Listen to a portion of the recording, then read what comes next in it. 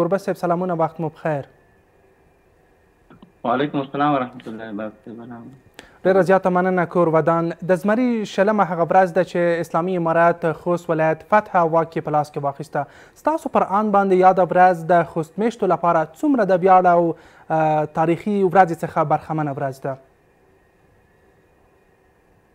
او دغه ورځ لکه څنګه چې نورې موږ د استقلال او ازادۍ ورځې لرو، د ویاړ ورځې لرو، دا ورځ هم د پرتله د ویاړ ورځ ده چې خوست میشتي ولسونه د دغه ورځې لپاره ځانګړي تدابیر لري او ویاړمنه ورځ ده. خوست میشتي ولسونه په ډېر ویاړ سره او افتخار سره لمانځي. بله، د خوست ولایت د فتح د لومړۍ ورځې کیسه راته وکړئ. اسلامي امارت مجاهدین او ولسونه څومره خوښ وو چې په افغانستان کې بالخصوص په خوست ولایت کې شل کلن اشغال پای ته ورسېده او ولسونه د ظلم، جبر او زور او زیاتي څخه وژغورل شول، او په هغه ورځ باندې د ولسونو سره د ولسونو همکاري د مسؤلینو سره په کومه کچه باندې وه؟ او د فتح په ورځ باندې موږ خپله په خط کې وو. په خوست کې ځینې ولسوالۍ داسې وې چې په دې وروستیو کې د مجاهدینو استوګنه پکې اسانه وه، مجاهدین پکې اوسېدل. بیا خوست کې په هماغه کال باندې 3 خطونه په 3 ولسوالیو کې چې صبریو کې او مساخیلو کې او ندر شاکوټ کې. بیا په هغه ورځ باندې چې کله موږ ته ماښام وخت کې وویلی شول چې سبا ورځ خوست ته داخلېږو، مرکز ته داخلېږو او په څه ډول باید داخل شو، هدایت موږ ته وړاندې شول. بیا چې کله موږ خوست ته داخلېدلو، خوست کې د 3 طرفونو څخه چې هلته د مجاهدینو خطونه وو د پخواني نظام سره او د دوی د ځواکونو سره، په یو وار باندې د صبریو له طرفه او د مساخرو له طرفه او د ندر شاکوټ له طرفه مجاهدینو په حرکت وکړ چې په کې لومړی مرکز اړوند محبس سو چې محبس ته مجاهدین ورسېدل او د محبس څخه یې بندیان ازاد کړل. ورپسې همدا قسم قومندانۍ ته راغلل او موږ په خپله چې د ندر شاکوټ له طرفه لومړی ګمرک ته ورسېدو چې موږ ته نږدې وو، او له ګمرک وروسته ولایت ته همدا قسم زموږ هلته مسؤلیتونه خپله ولسوالیو کې وو، ګربزو کې. بیا چې ګربزو ولسوالۍ چې مرکز نه ای طرف ته د پرزي کښې طرف ته ای ته مو ځان ورسوو. او داسې حال کې چې هلته زموږ د ولسوالۍ څخه هغه د پخواني نظام ولسوالو یا نور چارواکي نه وو وتلي، په ولسوالۍ کې همداسې موجود وو، قومي مشران راغلي وو، هغه کسان چې زموږ سره چې زموږ همکاران وو همدلته وو، دوی ولسوالۍ ته تللي وو او نورو ساحو ته تللي وو. بس یوازې زموږ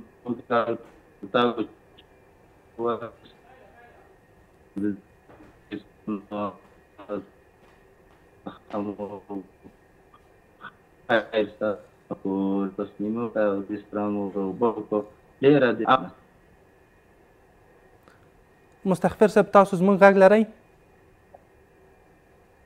هو غږ مو راځي. مهرباني.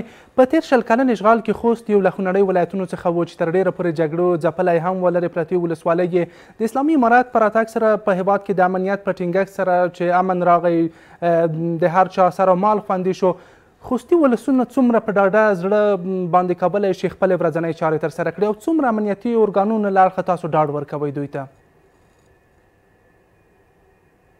الحمدلله، لکه څنګه چې تا یادونه وکړه، خوست د نور ولایتونو پرتله یو څه توپیر درلود. خو الحمدلله په هماغه ورځ باندې د فتح په ورځ باندې د خوست ولسونه موږ ته لارو ته راوتلي وو، امیرونه ورسره وو، د اسلامي امارت د شعارونه یې بدرګه کول او تکبیرونه یې بدرګه کول. ډېر خوشحاله موږ ته له هماغه ورځې اندازه ولګېده چې په خوست کې یو ژور بدلون رامنځته شوی دی. الحمدلله اوس په خوست کې زه وایم چې د ډېرو ولایتونو پرتله په خوست کې د نظام سره او د ولسونو همغږي ډېره پراخه وي او ډېره پراخه ده.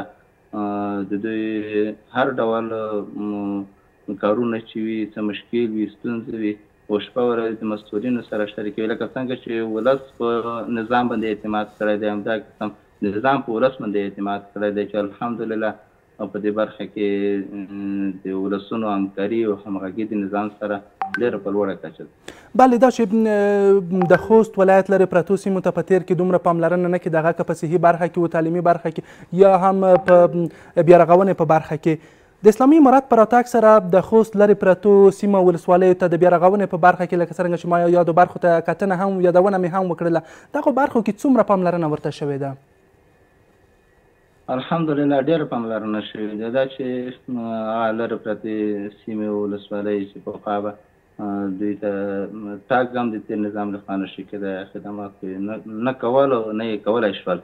اوس الحمدلله د اسلامي امارت په راتګ سره دوی ته د سړکونو په برخه کې، د کلینیکونو په برخه کې، د مکاتبو په برخه کې، د صحي اوبو په برخه کې ډېر کار شوی دی. او بل تاسو خبر یاستئ چې شیخ صاحب امیرالمؤمنین حفظه الله تعالی د وروستي فرمان له مخکې په سرحدي ولسوالیو کې لرې پرتو سیمو کې د خدمات اړوند سرویګانې روانې دي. په لنډ وخت کې به دوی ته هغه څه چې لازم وي د ژوند اسانتیاوې هغه به انشاءالله چې ترسره شي. او د ځینې سرویګانې شوي دي چې هغه مکاتب دي، سړکونه دي، همدا قسم د صحي اوبو برخه ده. نو هر څه چې د دوی لپاره لازم وي په برخه باندې کار روان دی او ډېره شوی هم ده. کوم څه چې پاتې ده انشاءالله چې په لنډ وخت کې به ترسره شي. ګربز صاحب ډېره زیاته مننه. کور ودان، سلامت اوسئ.